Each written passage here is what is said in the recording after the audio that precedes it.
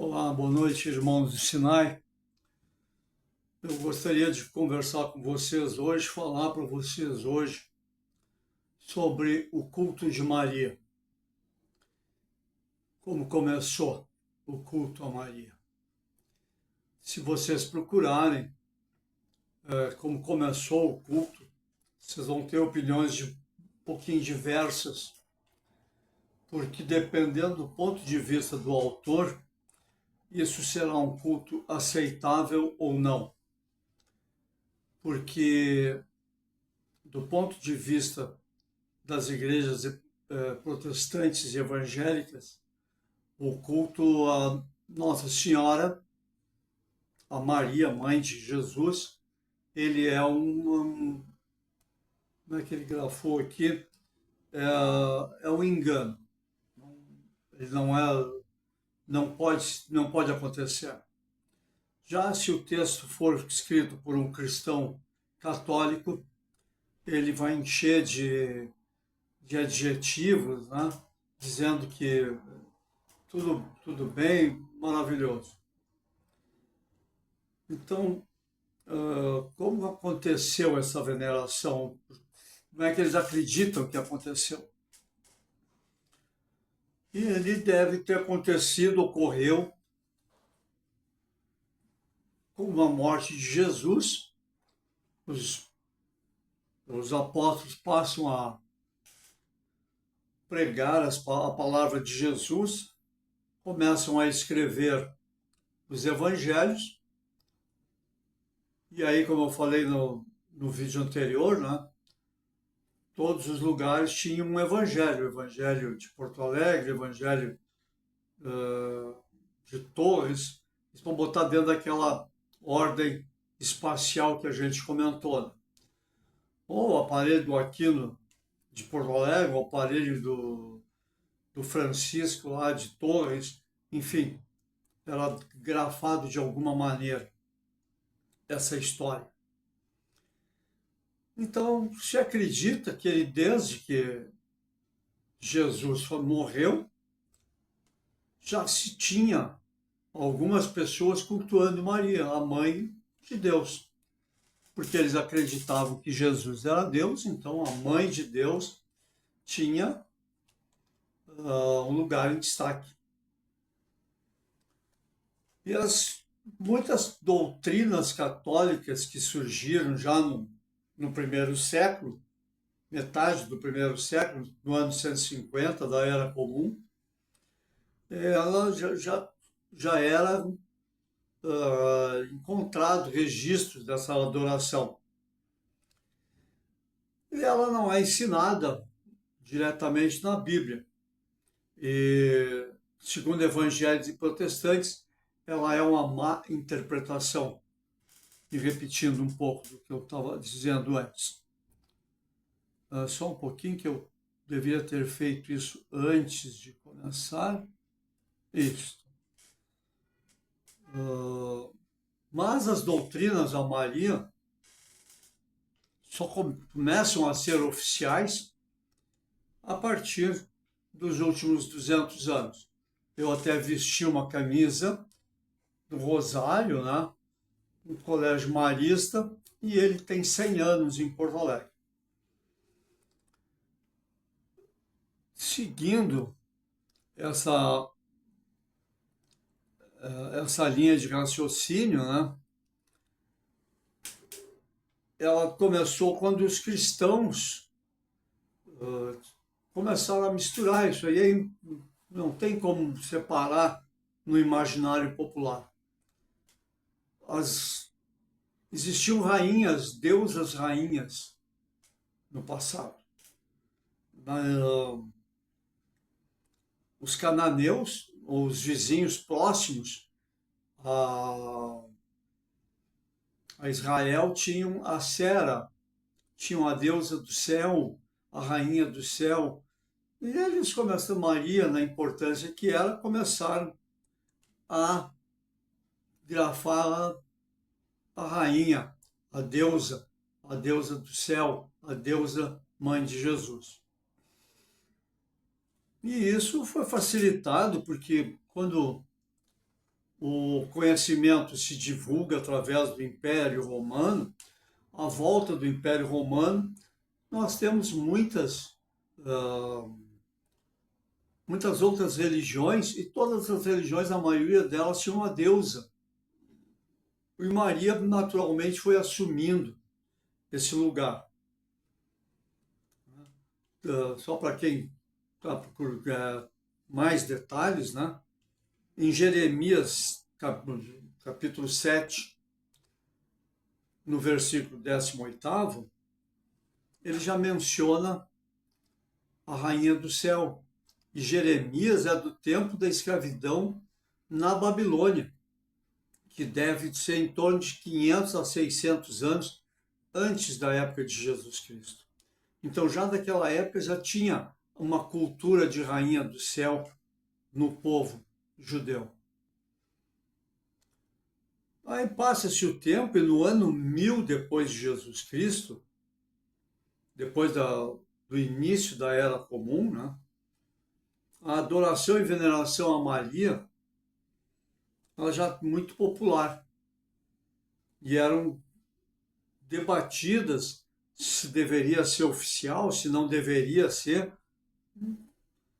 Em 1854, nós temos o estabelecimento da ideia da Imaculada Conceição, ou seja, ela é imaculada. Em 1950 foi oficializado a Assunção de Nossa Senhora. E o judaísmo e o cristianismo se difere do judaísmo porque os judeus eram chamados o povo do livro. Outros autores, já com ponto de vista mais católico, né, eles já começam a saudar Maria desde o tempo lá da manjedoura, em que ela recebe a comunicação: salve, ó cheia de graça, o Senhor está contigo. Se não prestar atenção no ouvido, faz parte da nossa oração à Nossa Senhora. As igrejas evangélicas, como eu já falei, elas fazem questão de renegar Maria. Maria não existe. Então, aí começa a surgir a ideia que Maria é cheia do Espírito Santo, ela grávida do próprio Senhor Jesus Cristo, ela profetiza que será aclamada, bem-aventurada de todas as nações. E no Alcorão, ela é grafada como uma mulher como outra qualquer, mas ela é grafada nominalmente, diferente de todas as outras mulheres, são citadas como mulheres. Nossa Senhora é citada pelo nome, Maria. Depois, no Evangelho de Lucas, né, já aparece a expressão: bendita és tu entre as mulheres e o fruto de vosso ventre. Então, vê que ainda na época do primeiro século já começam citações a Nossa Senhora que a colocam acima de outras mulheres. E seguindo já na igreja primitiva, não eram nem cristãs, não eram, recém estava surgindo a denominação cristã, quando eles se reuniam nas catacumbas, os cristãos perseguidos em Roma, eles já tinham a noção que Nossa Senhora era uma distinção. Tanto que no século III e no século IV,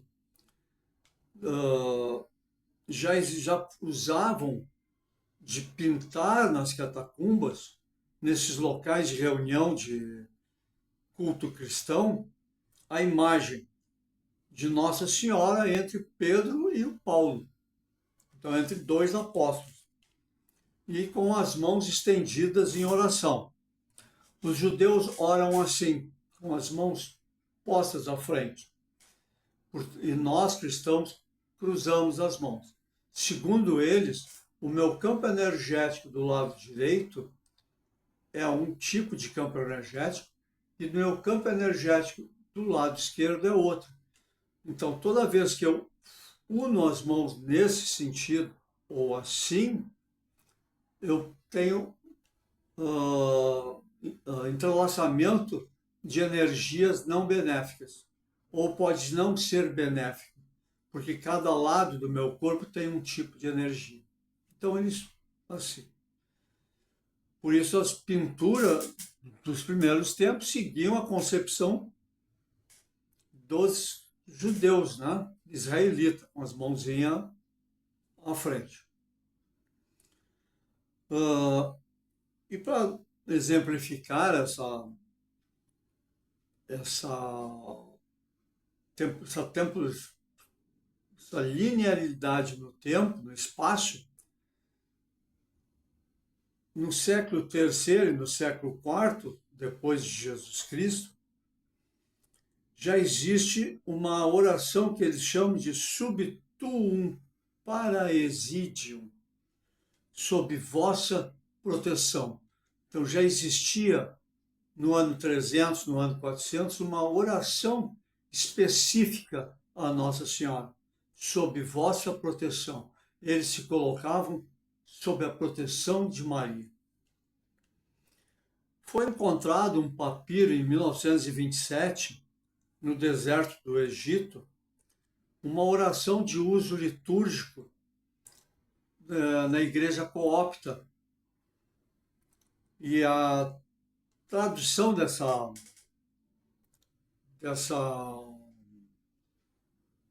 papiro dá o seguinte texto: sob a proteção da tua misericórdia, nos refugiamos, Mãe de Deus. Não rejeite as súplicas nas dificuldades, mas salva-nos do perigo. Única bendita. Amém. Então, essa